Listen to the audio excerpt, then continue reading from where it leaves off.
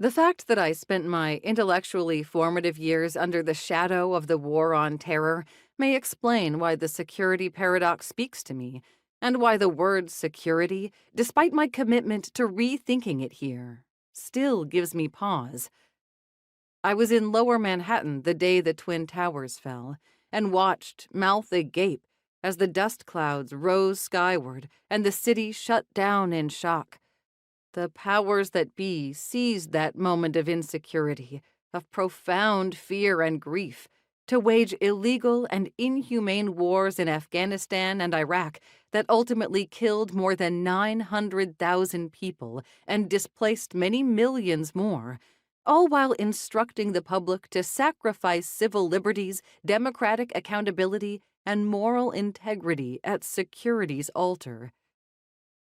A few months after the World Trade Center attack, I got a job associate producing a documentary about the individuals and families trapped in the War on Terror's dragnet.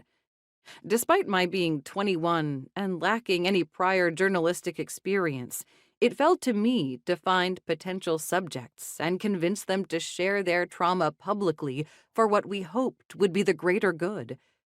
And so, I found myself sitting in living rooms and standing outside mosques, meeting with people who had been locked up and the loved ones of those still being held in detention.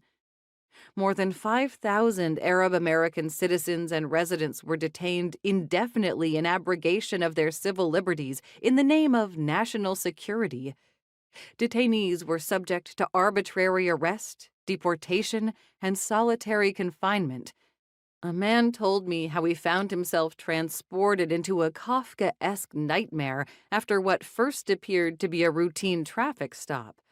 Another spoke of being kept alone in his cell with the fluorescent lights on 24 hours a day.